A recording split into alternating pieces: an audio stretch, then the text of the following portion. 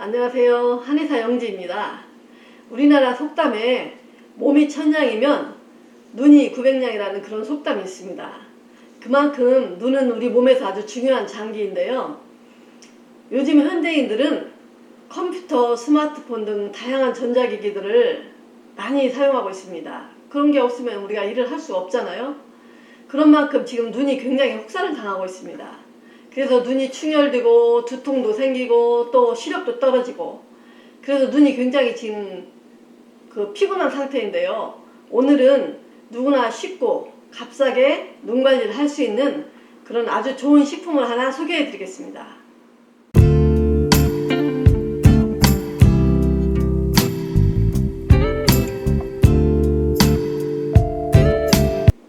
그것은 바로 여러분들도 잘 알고 있는 결명자인데요. 결명자라는 뜻은 눈을 밝게 해주는 씨앗이라는 그 뜻이 결명자입니다. 동의보감에 보면은 결명자가 간기, 간의 기운을 돕는다고 기록되어 있고요. 신농본투경에는 결명자가 간열, 간에 쌓인 열을 풀어주는 것, 그런 씨앗이라고 기록이 되어 있습니다. 그리고 본초강목에는 결명자가 간을 깨끗이 해주는 그런 약이라고 기록이 되어 있습니다. 그래서 예로부터 그 간 기능이나 그 눈 기능에 문제가 될 때 결명자를 그 한방 치료제로서 많이 사용을 해왔습니다. 그리고 한방의 이론으로 보면은 간의 기운은 눈으로 통한다고 그렇게 정의를 하고 있습니다. 그래서 간 기능의 정상 여부가 눈으로 나타난다는 그런 뜻입니다. 요즘은 각종 공해와 또 술, 담배, 스트레스, 환경 호르몬 등에 의해서 간이 지쳐있는 사람들이 굉장히 많습니다. 그래서 흰 쥐에다가 환경 호르몬을 투여를 하고 실험을 해봤는데요. 결명자와 그 생약 추출물들을 그 환경 호르몬을 주입한 흰 쥐에 투여한 결과 뚜렷한 독성 해독 그 작용이 있었다고 합니다. 인체의 모든 분야에서 다 이렇게 효과가 있었지만 특히 간과 췌장에서 뚜렷한 그 해독 효과를 나타냈다고 합니다. 결명자의 효능을 구체적으로 살펴보면 그 결명자는 간의 열을 내려줍니다. 간화라고 하는데요. 간의 열을 내려줘서 눈이 충혈되고 또 붓고 아프고 한 증상들을 치료해주고요. 또 눈물이 흐르는 증상, 그런 것도 치료가 됩니다.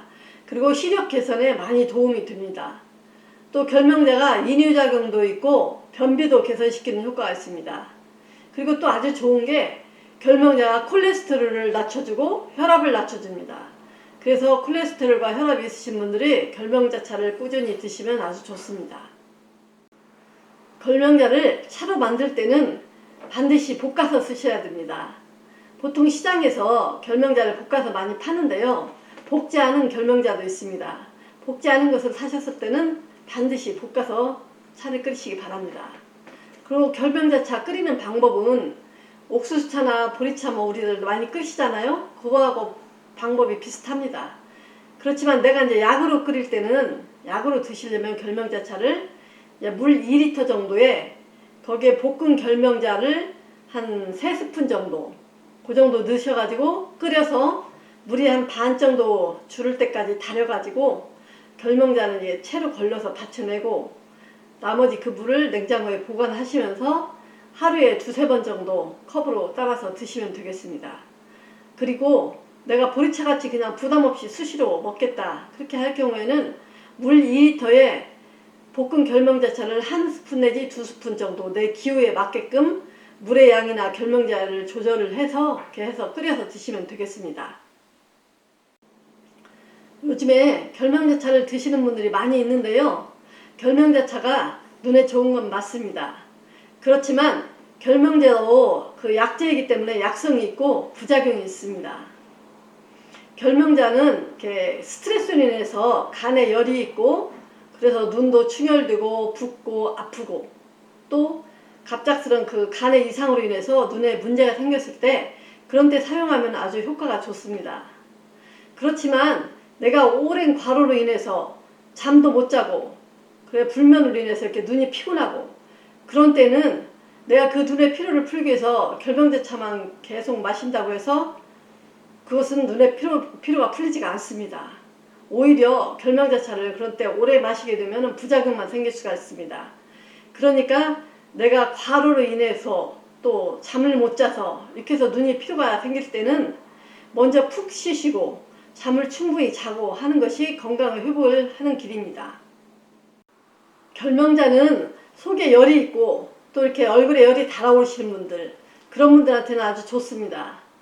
그렇지만 속이 냉하신 분들, 그런 분들이 결명자차를 드시게 되면 소화장애가 생길 수가 있고 설사가 생길 수가 있습니다.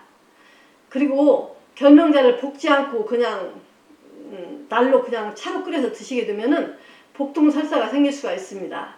그러니까 결명자를 차로 끓여서 드실 때는 반드시 볶아서 차로 끓여서 드시기 바랍니다.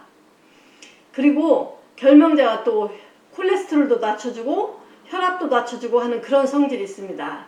그래서 고혈압이시거나 또 콜레스테롤이 높으신 분들, 그런 분들은 결명자차를 드시면 아주 좋습니다. 그렇지만 저혈압이신 분들이 결명자차를 계속 드시면 좋지 않습니다. 또 다른 약을 복용하고 있거나 알러지 등 그런 특별한 상황이 있을 때는 약물 간에 이렇게 서로 상호작용이 있을 수가 있기 때문에 이렇게 한두 잔 마시는 것은 괜찮습니다. 그렇지만 장기간 오랫동안 이렇게 마시려면은 담당 의사와 상의해보고 드시는 것이 좋습니다. 이 세상에 모든 사람한테 좋은 특효약은 없습니다. 어떤 음식이든 약이든 체질이 맞으면은 그 사람한테는 약이 되지만 그렇지 않은 사람한테는 독이 됩니다. 아무리 비싼 인삼 녹용도 체질이 맞으면은 좋은 보약이지만 그렇지 않으신 분들은 독이 됩니다. 그러니까 남이 좋다고 해서 그거를 따라서 내가 무조건 드시게 되면 나의 건강을 해칠 수가 있습니다. 그리고 아무리 좋은 음식이나 약이라 하더라도 한 가지만 계속 오랫동안 드시게 되면 부작용이 따릅니다. 그러니까 본인의 체질과 건강 상태를 살펴서 드시고 잘 모르실 때는 전문의와 상의해서 드시는 것이 가장 좋습니다. 지금까지 시청해 주셔서 감사합니다.